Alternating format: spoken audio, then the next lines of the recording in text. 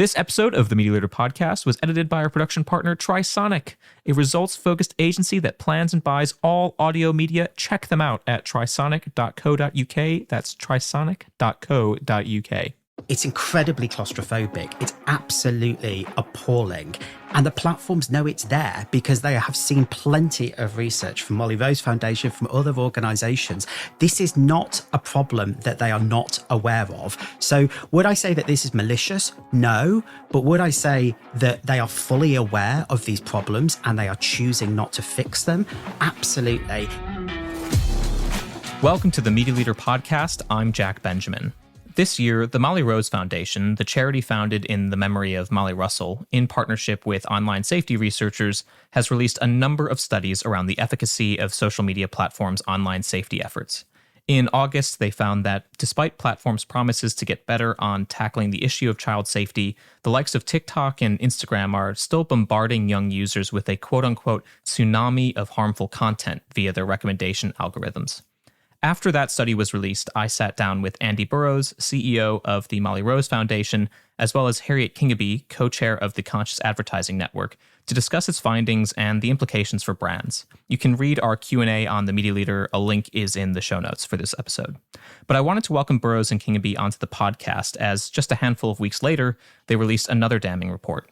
According to their research, the vast majority of the child safety tools various social giants have released to placate lawmakers, regulators, and grieving parents are apparently ineffective. I should say Meta has criticized the research, calling into question its methodology and reaffirming that it proactively identifies and removes harmful content. But Burrows and Kingaby joined me to unpack the latest study, why advertisers haven't yet been moved to apply business pressure on platforms in response, and whether regulation is plausible. This is our conversation. I hope you enjoy.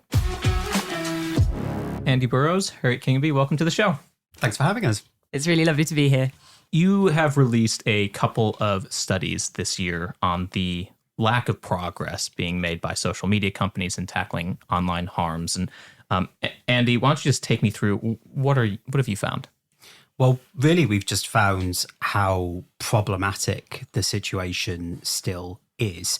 So in a couple of reports that we've released in the last few weeks, firstly, we've shown that it is still far too easy for young people to be able to access, but also to be algorithmically recommended, just really appalling types of material at scale. The types of suicide and self-harm content that contributed to the death of Molly Russell, who was the reason that we exist here at Molly Rose Foundation. Very little has changed in the 8 years since her death. And if anything, the risks on some platforms, particularly TikTok, are as bad now as they've ever been. And in the second of the research reports that we've issued, we've done a deep dive into Meta's teen accounts. And I think lots of your listeners will remember the big song and dance that Meta made when they announced the rollout of teen accounts a year ago, promising this safer, more age-appropriate experience for teenagers, and really the big push at the time to try and reassure parents that this meant that Instagram was now going to be a fundamentally safer experience, a break from the past. What we found in research that was done in conjunction with academics out of NYU and Northeastern, and Arturo Bahar, who used to head up Meta's trust and safety teams and then turned whistleblower a few years ago, is that actually this is just a story of broken promises. So we found that about 2/3 of the announcements that Meta has made relating to teen safety are then wrapped up in teen accounts. Actually, those products, those features either have significant problems or they just no longer exist. So for those of us who have suspected that this was a PR gimmick, it was designed to give a false sense of confidence to lawmakers and parents, well, that's exactly what this research shows. And, ultimately, I think it, tells us probably what we already knew, which is that the companies will not do this by themselves. And so advertisers should take no confidence in the promises that tech companies continue to make, because actually we're just seeing announcements rather than actually substantive progress. I want to ask about the details in a moment, but first, on that last point, Harriet, How have the advertising community, how has the advertising community reacted to some of the research that's come out? And have you been heartened by maybe some of the reaction, or are you concerned actually that maybe advertisers aren't applying enough pressure onto social companies? So yeah, just to build on what Andy was saying, we found that 1 in 10 of these pieces of suicide and self-harm content was monetized. So that means advertising from brands, often who advertise towards young women. We found a lot of NGOs next to those pieces of content. And that was really disturbing for us. And obviously, as we've gone to talk to the advertising community about it, many of the people we've spoken to are parents themselves. And people are devastated. They are gutted that they are part of this problem. And the thing that we keep hearing is, well, we what else can we do? We're trying to apply the tools. We are being assured that this is not happening, and yet it still is. So on an individual level, the people we are speaking to are taking this extremely seriously. What we're gathering from them is that actually, there are safeguards that clearly are not working. There are tools that are being applied that are not picking up this stuff. And also that the policies themselves are often inadequate. So there are definitions that are clearly inadequate, and these policies often are not being enforced properly. So we've got a whole smorgasbord of problems here. Advertisers are rightly concerned. I think the issue that we've got is perhaps that there is a link broken between the concern that is felt by the advertising community and action on the side of the platforms. And for us, that is extremely concerning. So the research found that 64%, the latest research, the 64% of Instagram safety tools were ineffective or no longer exist, the ones that they've announced, with only 17% working as Meta had described them. I guess just in terms of how you literally studied this, how did you define ineffective? So the analysis was undertaken in 2 stages. So the first stage by Arturo Bahar. And so this was the type of safety testing that companies should be doing themselves. So looking at the thrust of what the announcement or the safety feature was supposed to do, and then seeing actually if we were able to see that was what was happening. And time and again, what we found was that this was not the case. So, for example, Meta will say that there are filters that will detect offensive words that young people will be able to prevent other people bullying them or sending them misogynistic or offensive terms. Those tools really, the announcement of that tool is just not worth the paper it is written on. We were able to test really appalling examples of speech, and at no point were the filters triggered. So, threats relating to sexual assault, really offensive misogynistic slurs, really the worst that you could think of, which we were then testing to try and see, kind of surely these filters that Meta has made such a song and dance about will be triggered by those types of terms. No.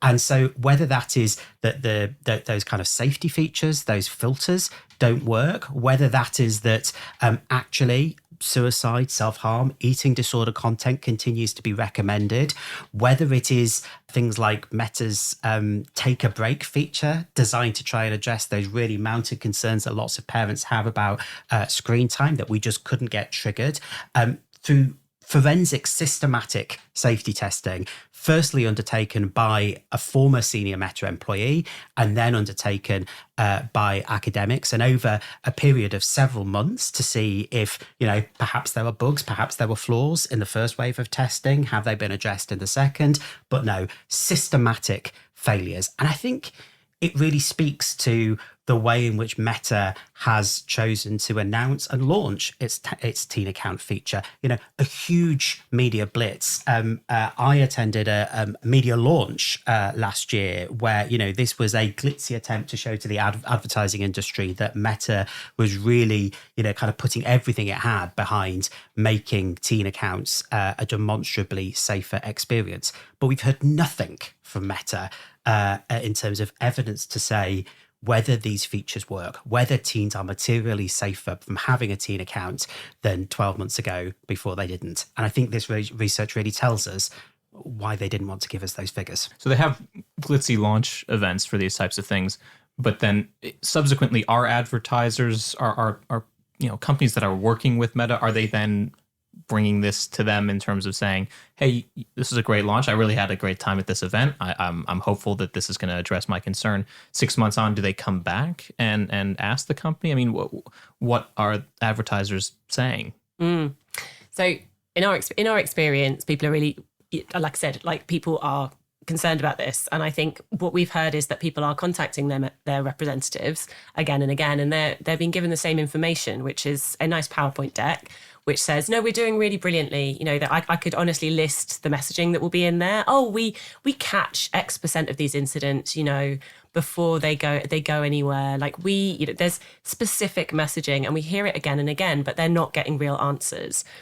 And, you know, what is incredibly concerning, and I've had mentioned to me as well, is the fact that we're seeing in the press incidences of Meta's chatbots and other tools they're developing, which I assume will be monetized in the same way that their social networks are monetized. I think they've said that they will use the data from those conversations to recommend ads and other content. Yes. And those tools are showing evidence of being signed off for them to have conversations with children, which are creepy at best, and kind of, I think people have said, grooming at worst. So it shows there is culturally there is a real lack of accountability here within those organizations. And personally, I mean, a call to action to any advertisers listening to this who are as concerned as we are about it is that we need to be united and talking to the platforms in the same voice about this, because clearly, again, we're getting fobbed off. Again, the lines of communication are not strong enough. And the response by Meta to the report was really disappointing. You know, to go after methodology when it's very, very clear that there is a huge problem speaks to me of, a cultural problem, I think, at the top there. And I think that we need to be speaking together with one voice, escalating this, and also not just assuming that the Meta and other platform kind of hierarchies are going to take this seriously. We need to be talking to policymakers about this as well, because it's clear that these platforms cannot regulate themselves. It is also clear that unless regulation happens, this content is going to these behaviours are going to continue. And we as an industry really have a responsibility now to step up and to start having these conversations, because the tools aren't working and we are being fobbed off, and it is time for change. And Harriet, you're absolutely right that I think these pieces of research speak to just serious issues at the highest levels of Meta about their commitment to children's safety. Because after we released this research, there was reporting from Jeff Horvitz at Reuters, and he had obtained internal company emails showing emails to senior leaders at Meta that made clear that some of the claims that were being made publicly about what teen accounts could do, in particular about stopping teenagers from being able to see harmful types of content like suicide material, like eating disorder material, actually because the company had not invested in maintaining its algorithms, there was the warning internally that the claims could not be delivered in practice. But still, we have seen over the last year, Meta say time and again that teen accounts are a game changer. And then, with our research, with other pieces of research, going for the methodology, making claims that this doesn't stack up to a teenager's experience when, the internal messaging within the company is saying that teen accounts are not doing what the company's higher ups and its PR operation claims. You mentioned TikTok as well earlier. There was another study. Well, you guys conducted another study earlier this summer that was involving not just Meta, but also TikTok. There was another study recently from Global Witness that found TikTok sort of immediately recommends pornographic content to users with accounts, even though they're age 13 and that they're opting into some of these sort of restricted safeguards. What do you think is behind this? Do you imagine that it is a malicious thing, or is it literally just incompetence on behalf of maybe some of these companies that are sort of, they have policies that say they do one thing and maybe aren't living up to that standard? We've talked, when we talked previously, about how algorithms are designed to keep people scrolling and involved, and sometimes this content can be used to keep people in that loop. That would be maybe the malicious side, if you subscribe to that. Or it could just be that maybe these tools just aren't working as well as they could be. I think this is willful indifference. Now, we know that the platforms, are based on user engagement, on trying to keep eyeballs on screens for as long as possible. And it is eminently possible to ensure that teenagers are not being algorithmically recommended some of just the really egregious types of content that we see on TikTok. You mentioned there pornographic material. I spent weeks on an account opened in the guise of a 15-year-old girl.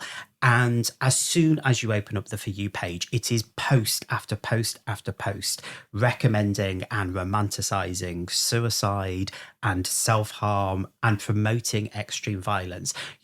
As a researcher, it's incredibly claustrophobic. It's absolutely appalling. And the platforms know it's there because they have seen plenty of research from Molly Rose Foundation, from other organizations. This is not a problem that they are not aware of. So would I say that this is malicious? No. But would I say that they are fully aware of these problems and they are choosing not to fix them?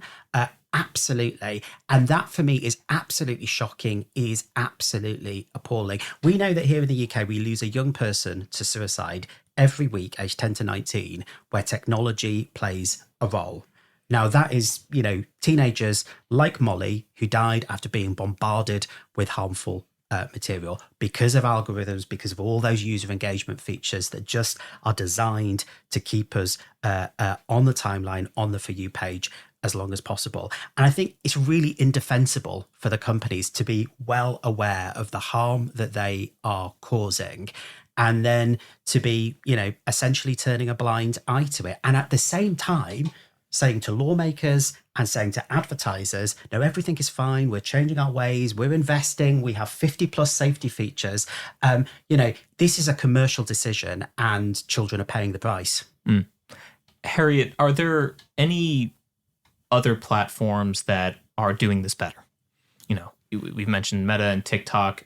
Are some worse than others? Are other platforms? I mean, I certainly get a lot of press releases from all these platforms talking about some of these sort of safety features. It's certainly something that they want to promote, something that I've spoken with a number of people at various social companies, people that really care about solving these issues. Is everyone doing as poorly as maybe some of the research that you've uncovered has described? So that's a great question. I have two answers to that question. The first of which is that I know that I feel like the team at Pinterest are doing a really great job. So the team at Pinterest are really, really thinking about things like safety by design. They enforce their policies. They have the most comprehensive policy around things like climate misinformation, for example. The team engage with these processes. And frankly, I think that they are doing a good job. Obviously, no one is perfect, but I think in the trusted and safety community, really they are seen as showing leadership. So it's not every platform.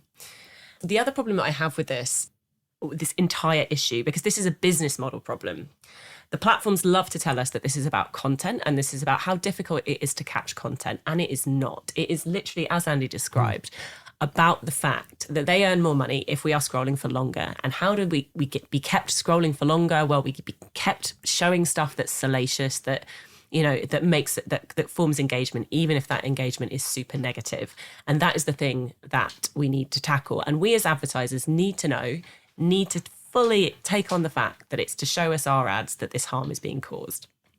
You don't think that there is a volume issue, surely. The scale of some of these platforms, particularly Meta and TikTok as sort of the largest of these social companies, you are talking about billions of posts every single day. There is a level of, I'm sure they would argue, a challenge of just identifying and then taking down everything. And then, of course, you run into the quote unquote free speech issue of, well, some of these are surely going to be disputed.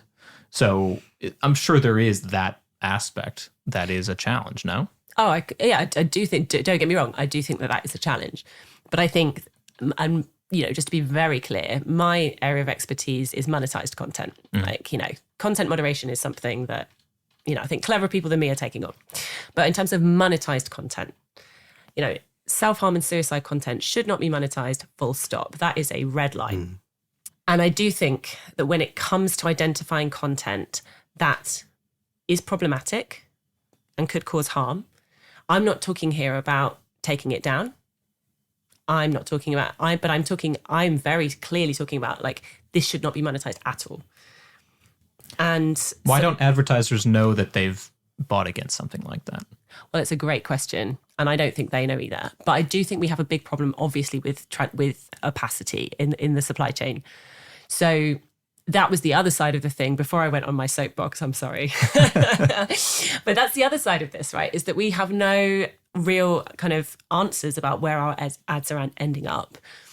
And that is a huge problem. It's a huge problem from an effectiveness perspective, because, we know that when our advertising is next to harmful stuff, it's less effective. Like, just brass tacks business case here.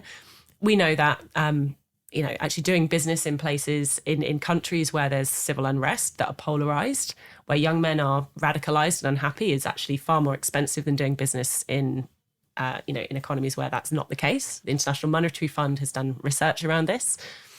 So from a business case, us being here doesn't make sense, but we can't, that the tools aren't working and we can't find out. And that's again where I think we need regulation. Like, we need granular data about where our ads are ending up. I agree with you on the scale of the problem, but when you look at markets like financial markets, they are heavily regulated. There is a large amount of transparency there, and the technology seems to exist to allow those kind of trades to take place at the scale they take place globally. And yet the platforms are concerned about this. I suspect that there is a way of fixing this. And I think when you look at this problem, and it starts as a content moderation problem in terms of being able, it starts in terms of being able to identify the content to then ensure that it is not being algorithmically recommended. And if it's not being algorithmically recommended, then it can't be monetized against on a For You page. Now, what we see is that the platforms just are not investing in this space. Now, Arturo Bahar, who, as I say, led Meta's trust and safety function for several years. He came back as a consultant for 2 years, and it was his concerns about the way in which it felt to him that Meta had slid backwards in the years that he'd been away, and the indifference from senior leadership that led him to then blow the whistle. Now, Arturo is very clear that if the platforms wanted to fix these issues, they could, and they could do so quickly. If Mark Zuckerberg in Menlo Park today turned to his leadership team and said, I want to make sure children are not seeing suicide and self-harm content, and I want to ensure that advertisers can have the clarity and transparency that they are only being, their adverts are only being placed adjacent next to, content that isn't those types of things that no parent would want to see. Well, Arturo says that could be done, and that could be done within 3 months. So, he knows, I think, this sector, and he knows Mark Zuckerberg, frankly, better than anybody else. So I don't accept that this can't be done. Is it technically complex? Yes. Is it something that requires, sustained focus to make sure that the company's algorithms and safety by design measures are keeping up to speed? Absolutely. But can this be done? Hell yes. You mentioned, Harriet, AI companies. Meta's an AI company just as well as anyone else. They have chatbots now. I'm curious where the AI platforms come into this, because we clearly haven't done enough regulation, it seems like, on social media platforms in the first place. Now, of course, young people are doubtlessly using Meta chatbots, but also ChatGPT, other chatbots for socialization, for advice, information. There has already been an instance, probably multiple instances, but at least one that we've identified in terms of someone actually dying and committing suicide after speaking with a chatbot that seemed to encourage that, or at least discourage speaking with parents about it when the person said that they wanted to talk to their parents.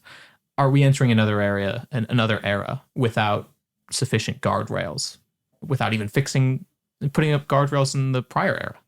I think the thing about AI and chatbots is that, it's so frustrating because it really does feel like history is repeating itself. And rather than accept the painful lesson that we've learned over the last 10 or 15 years from social media, that if you don't make the products fundamentally safe in the first place, then it causes, no end of harm, and frankly is much more expensive to go back and have to retrofit safety protections after the event. Now we are seeing this with AI, where we are seeing just basic safety fundamentals not being baked in from the outset. And as I say, it's a source of huge frustration that we don't appear to be able to bank those lessons. And, with chatbots, we are looking at, many of the same problems that we see on social media, but then with the risk profile, kind of on steroids. So when it comes to self-harm, when it comes to suicide, we know these chatbots are built to be affirming, they're built to be conversational. We all see the prompts on the likes of ChatGPT just asking us to make one more query. So when we know that it's possible for children and lots of adults to be able to build what feel like resonant, deep relationships with these chatbots, then the risk profile is really high. And yet again, we are seeing a lack of protections and protections that aren't keeping pace with the risk on these sites. It's history repeating. Are you concerned about like the new Sora app, or not just chatbots, but image generation, video generation? I mean, the lack of guardrails certainly around copyright has been very obvious and apparent just in the past week since Sora 2 launched. That's also true of sort of generating racist imagery, of generating all sorts. I mean, I saw a video that was created by a Washington Post reporter. He asked Sora 2 to create a video of a black guy getting arrested for something that he didn't do. And it looked like real body cam footage. Mm-hmm. I mean, the potential harm for in terms of misinformation is huge, but equally in terms of, if you were having suicidal ideations, you could kind of create a lot of different things. Or if you wanted to spread that around, right, and post those on different social platforms. I mean, how big of a problem are we about to walk into at the moment? Well, I would say, in some respects, we're already walking into it. If you go onto both Instagram and TikTok, you will see AI generated images showing acts of suicide and suicide methods. And when you look at how, the AI technology is improving at a canter, we are just going to see more and more of that. And, those problems really are pervasive. As you say, kind of it's becoming so hard for all of us to be able to determine, what's authentic, what's inauthentic. So this is a real problem in terms of harmful content, but it's a huge problem in terms of democracy, in terms of misinformation, disinformation. So, we're talking today about children's safety, but, kind of advertisers should be aware that, these risks are coming around the corner for pretty much every societal harm. Harriet, you have suggested that advertisers do really care about this issue, and yet the money doesn't necessarily move. I mean, when I talk to agencies or advertisers directly, I mean, really a lot of it does come down to audience and also the fact that the ease of use of some of these platforms. Is there more than just the ethical moral argument, more even than the business argument saying, well, maybe it's not as effective if you're next to harmful content? What needs to happen to push, brands over the line?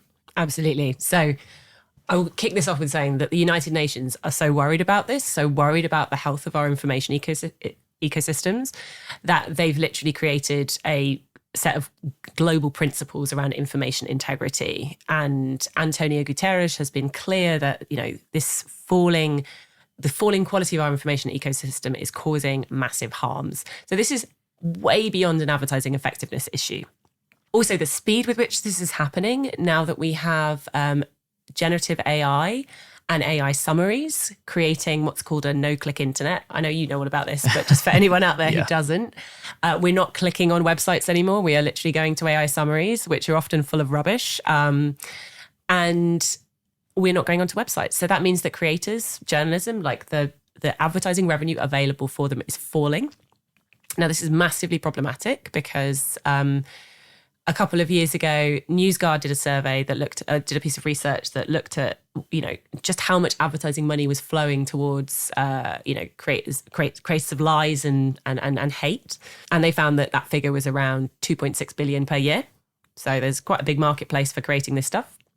And then a guy called Ben Shepherd did the maths on Christian Yule's speech to the US kind of GARM process, and suggested that the advertising spend for news-related placements was about $3 billion a year. So what that means is already the amount of money available to creators of disinformation is about the same as the entire global news budget in theory, and that is now falling. So And AI is making this happen very, very quickly. So Candar Media think that by this time next year, a third of independent publishers could go under. Oh, that was my scoop. Thanks for quoting that back to me. Oh, yes. Thank you for that. So so this is happening super quickly. So we need to get a handle on this now. Like, it is time for us to put our big boy pants on and really go after this, because as an industry, and really start to go, where are my ads going? How can I make that better? And, there is a great business case for this.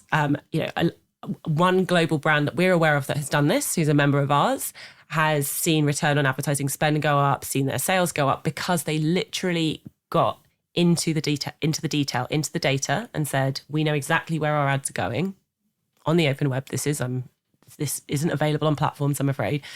Looked at the creators they were next to, and actually kind of reduced the number of sites, so reduce their cost, but also were able to think about where they wanted to invest.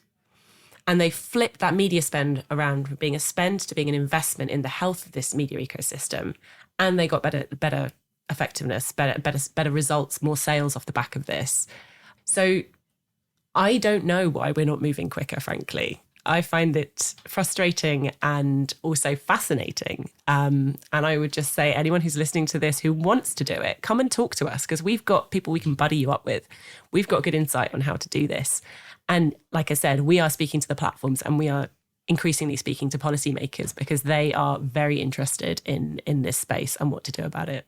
Tell me about that, because given the current political climate, especially in the US, but also in the UK, which I think Labour government has made it pretty clear that they're interested in working with a lot of Silicon Valley companies to promote growth in the UK economy, which, to be fair, could really use some growth. Is it plausible to introduce serious regulation right now? So there's a bit, the US politics and the pressures on the advertising industry from the US administration cannot be got around. We know what they are. We know why there's inaction in a lot of spaces. I saw an infuriating quote last week in an article which says that everyone's hiding and trying not to put a target on their back. But there is a fantastic story happening outside of the US. So the Brazilian government have launched they've put information integrity as one of the most important topics of discussion at COP, the climate conference that's coming up. They are taking information integrity very, very seriously. They are looking at platform regulation. They are releasing new stuff every week.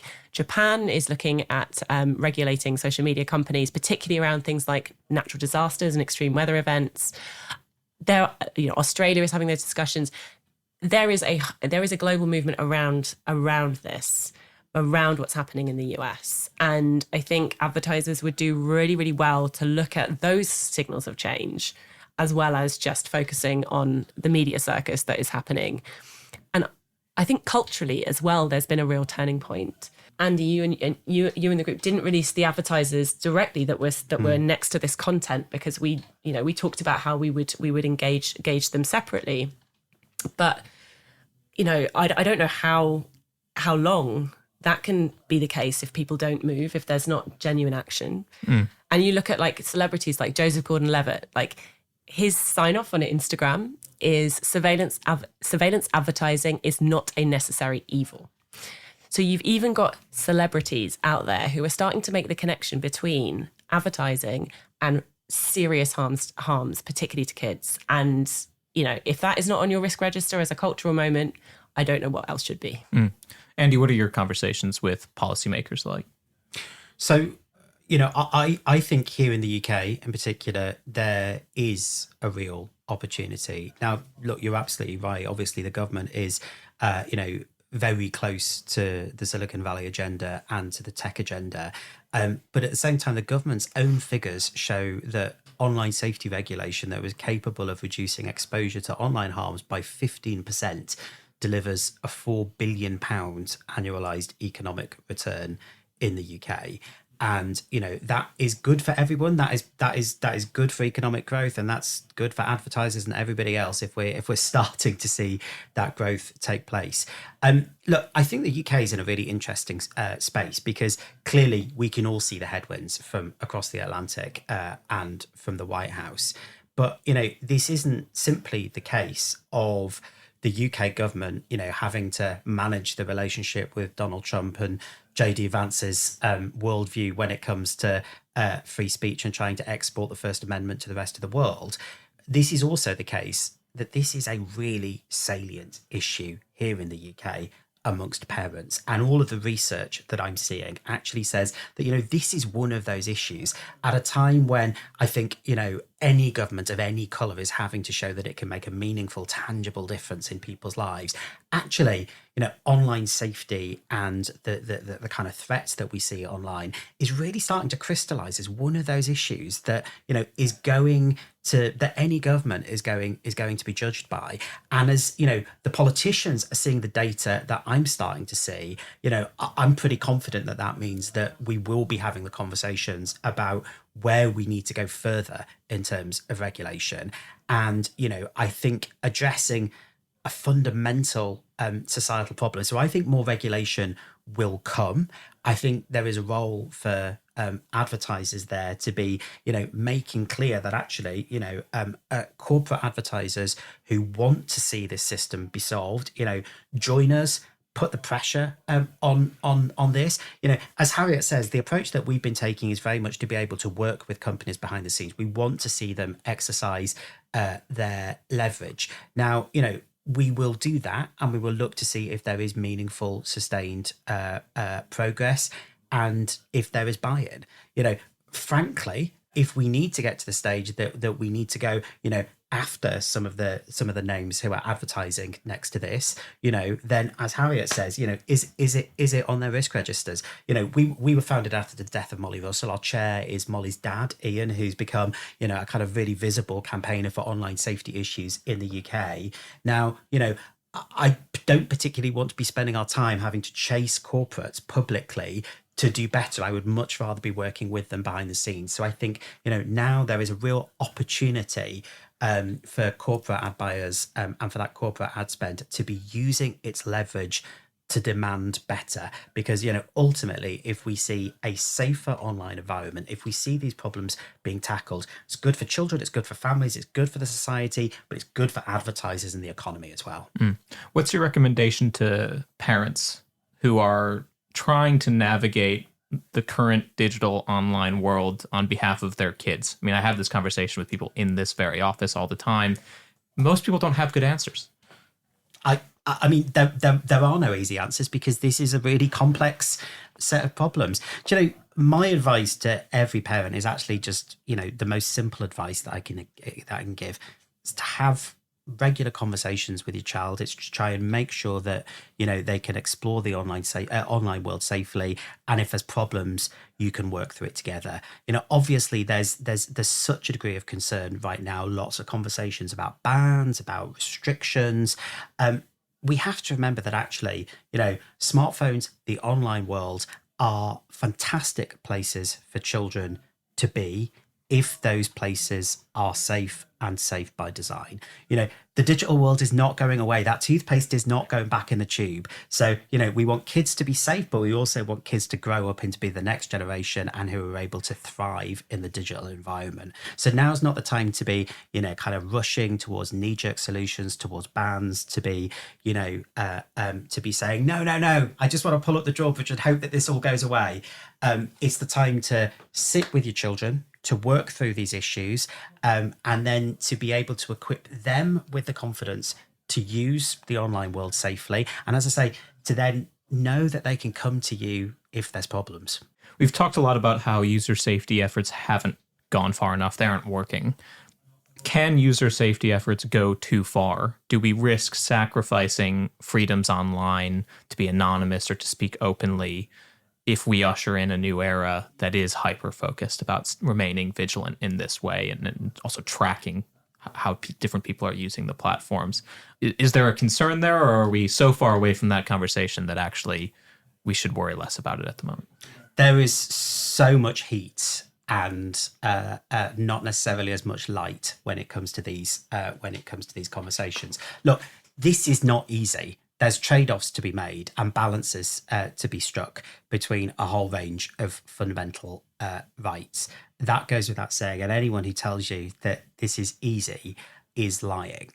But, frankly, when you look at the damage that is being caused by, content, yes, but the way in which that content is being algorithmically recommended at scale, whether that is children's safety, whether that is misinformation, whether that is what, kind of we've all seen in the UK after events like Southport last year, these are fundamental issues that we have to get right. And I think the other part of this as well is, very often when you hear conversations about free speech, when you hear the type of worldview that is coming out of the White House, say, and JD Vance, this is based on the understanding of free expression and free speech as one person's ability to say whatever they want. But we also know that not tackling the type of toxic content, the type of harmful content, actually that is, equally as damaging to free expression. Because, if you are a woman who understandably does not want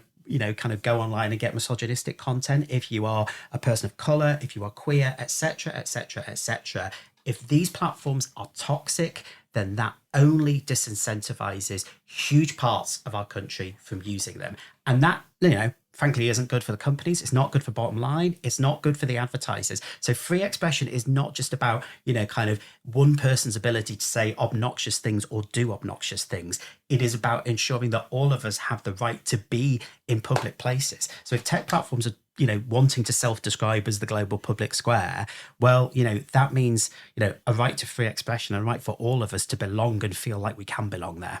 Freedom to and freedom from. Exactly. Right. What's next? Harriet, on your agenda, what's sort of top of the list, especially when you have conversations with other advertisers?